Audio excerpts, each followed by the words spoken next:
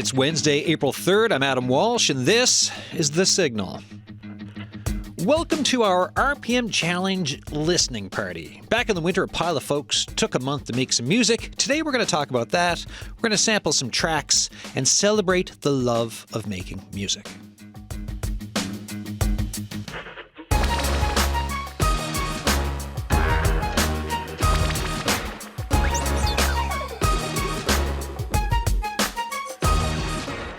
We can also celebrate the love of the flute in that theme music, because I really like it. All right, this has turned into a bit of a yearly show. Here's the blurb, right? So, quote, the RPM Challenge is a global creative challenge to record original music in February. Any genre, any length, any level of experience, anywhere. Tens of thousands of tracks have been made by people around the world as part of the challenge since it was founded in 2006, unquote.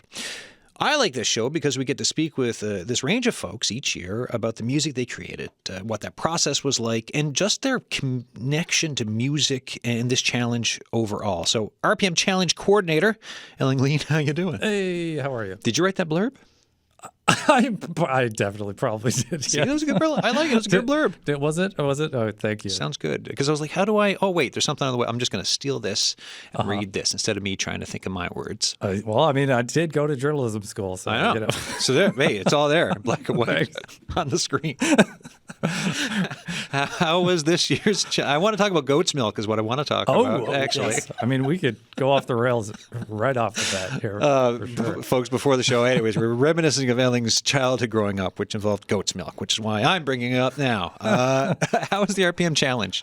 It's always great. It's always my favorite time of year, even though it's like terrible weather-wise. One of the less good times of years, depending on who you are. Yes, framing it that way is nice. Yeah, less good.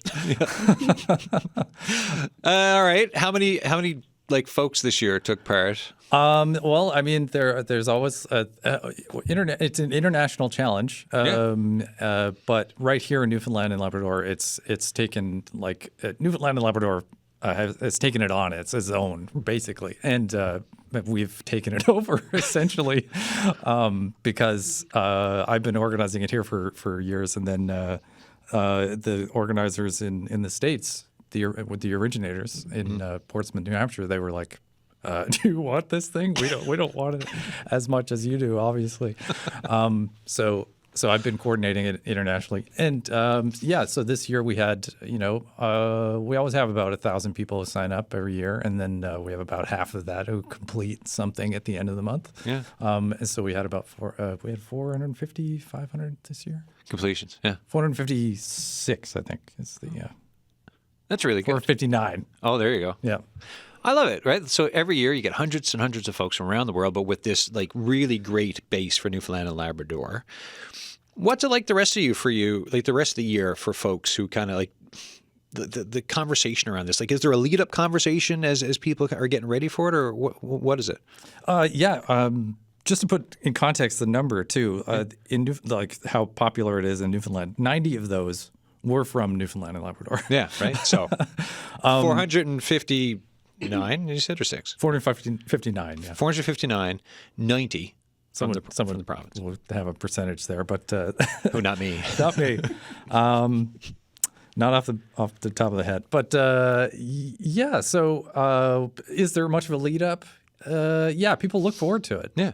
It's like a holiday in a way in some people's heads. And that's the great way to think about it. It's like because it's not a contest. It's not a no one's going to evaluate you at the end afterwards. Like thumbs up, thumbs down. This is bad or this is good. You can make something intentionally bad if you want. And so that's really liberating for people, and they look forward to it and kind of set aside that time in February to focus on making stuff that they want to make.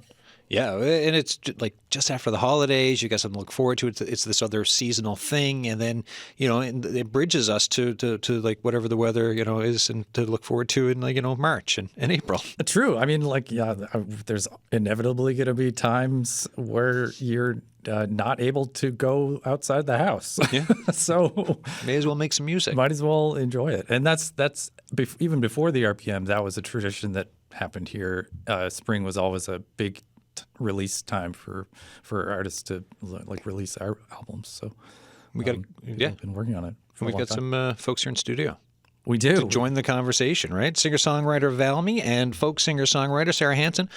How you both doing? Good. Great. Doing really well. Thanks for coming in today to hang out. Thanks for having us. All right, so Valmy, let's start with you. Like, how many RPMs have you been part of? Because I think we had you on last year, the year before. I can't keep track of the years since the pandemic. I have no idea. But at some point, I remember talking to you about Yeah, this. I think that was last year. Yeah. Yeah. So this was my fourth RPM. Fourth. Yeah. Why did you? Flies. Time does fly. I thought it was 3, and I was doing the math. I'm like, oh wait, no, there's an extra one. 4. Yeah. What first interested you in getting involved with this? Seeing other people's, because I didn't know about the RPM before I moved here, and then after my first year, a lot of the friends I'd made were putting them out. Okay. So I was like, what's this all about? And it was just really interesting to hear from, like, just hear what was coming out of people, especially when it was maybe friends who I didn't even know, like, played anything or made music. And then just to be like, oh, it's not just people who are playing shows, it's pretty much everyone. And it felt intimidating, though. I was like, oh, they're doing this because, like, they've already done it in previous years. Like, I could never. But I found it really inspiring to listen to other people's, and because there's so much variety. And Yeah. I don't know, like, people just really take agency over making what they want. So kind of like, I was like, well, maybe I'll do it the next year. And as I got closer, I was like, why not? Just try. And I do like the no pressure of it. I'm like, I could do it. And then no one never has to hear it, and that's fine. I could just do it for me, so which made it easier for me to start. Yeah. Sarah, what about yourself? I did one. I've done 2. One by myself and one with a band, the Sookie Couch Girls. Yeah. That's this year. And I love that name. thank you. That's a great name. Yeah, I did one in 2018. I had been away traveling for a while, and then I came back, and I just kind of had an idea that I wanted to do an RPM, and then somebody suggested to me that I do it as a live performance, a recorded live performance. That it was a great suggestion, actually, because my friend Chris, he said, you'll have it, it'll be done. It's done almost immediately. Oh, like in the world of live radio, believe me, I'm all with you on the live thing. yeah. It's done, right? The It show's was done great. today. I can walk out the That's door. I right, don't have to yeah. think about what was said. Even Yeah. even the goat's milk commendelling, we can't edit that out. It's too late. Too late. Yeah, so there's a space on Le Merchant Road and a building on Le Merchant Road where I've spent a lot of time, and I've taught yoga there, and the Shambhala Buddhist group used to be there. And so I got that room, and I invited like 12 of my closest friends. And my younger son actually recorded me, and did it for the RPM and put it on Bandcamp. Still on Bandcamp. Cool. I think there might be 2 songs on it that are actually on my album that I put out in 2022. I think 1 or 2. And and then this year I did it with the band, the Sookie Couch Girls. We formed in June of last year, and we immediately started doing original songs. So we just decided that it would be fun to. I think the rules kind of loosened up a bit too with the RPM. Like there was a time where it was like 30 minutes, and then I heard it was like, do whatever you want, do a song. I was like, I'm in. Let's do it. When I got the reins, the spirit of the RPM is really just to help people do what they want to make, what they want to do, and people have different barriers in front of them, like they have limited time, or they have, feel like they have limited ability, and so then helping them by giving them more flexibility in that. Yeah. Originally, it was 10 songs for 35 minutes of Yeah. music. Yeah. And there are always loopholes. Like you Yes. could just leave the recorder going for Yes. 35 minutes after you do the one song that you want to do. Yeah.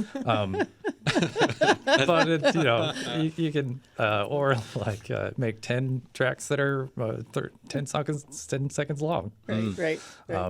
which people have done. The people interpreted it in really great ways, but I do like this more flexible approach. Mm-hmm. Yeah, because we had the Sookie Couch Girls. We had a couple of original songs that I had written, and then when we talked about, I said we should do an RPM, and then I started reading about it, and I was like, oh, we can kind of do whatever we want now. We could do 4 songs, which is definitely not 35 minutes. So then I kind of quickly well, we had a third one that we were working on, and then I had another one that I was working on that another song that I didn't even know was going to be for the band. I thought maybe, I didn't know if it was going to be for me or the band. And then when I played it for the girls, they were like, oh yeah, let's do it. So that was only like 2 weeks before we recorded it. We finished kind of learning it and started playing it together. And yeah, so we did it live off the floor as well. My dear friend Tom Ronan, who's a sound engineer who's been on the go for years, who used to work for CBC. Mm-hmm.